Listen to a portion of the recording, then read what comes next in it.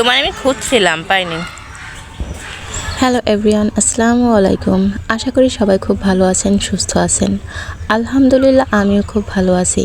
তো আজকে চলে আসছি আমাদের সবজি বাগান থেকে কিছু সবজি উঠাতে, তবে অন্য কোনো সবজি না, শুধু গোলকপি সেটা আর কি উঠাবো।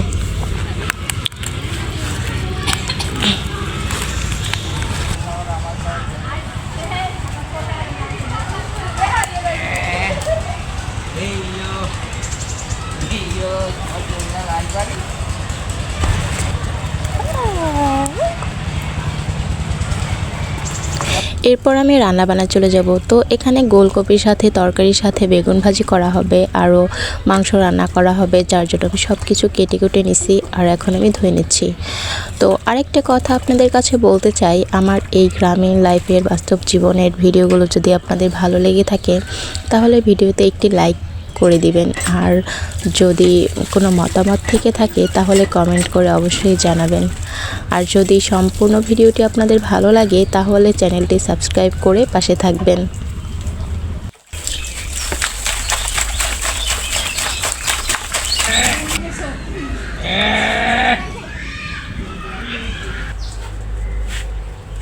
হ্যাঁ, কোন দিক থেকে দৌড়ে আসছে?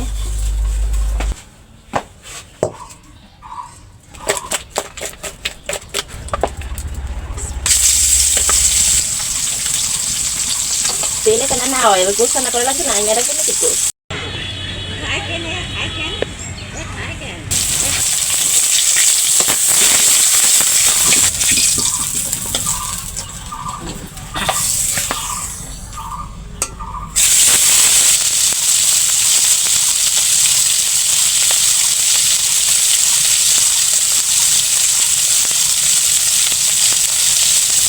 Gusto dito ko.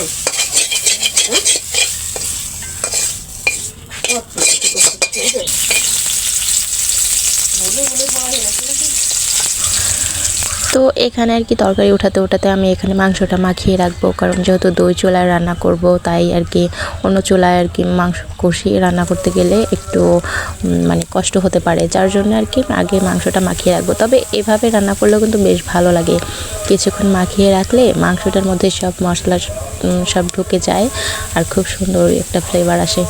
যাই হোক, আমরা রান্নাবান্না শেষ করছি, আপনার সাথেই থাকেন, দেখতে থাকেন।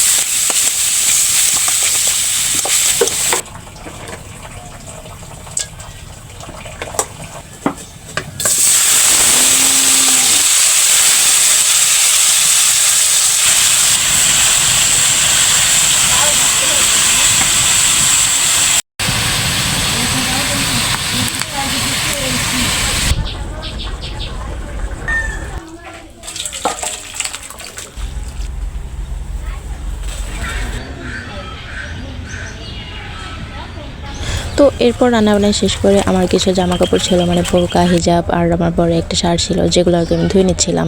আর এরপর দুপুরে চলে যাব মাছের ডিম রান্না করতে। তো আপনারা কে কে এই জিনিসটা পছন্দ করেন আমাকে অবশ্যই জানাবেন, কারণ এই জিনিসটা যে পছন্দ করে না জানি না কেউ পছন্দ করে কিনা, এমন কেউ আছে কিনা।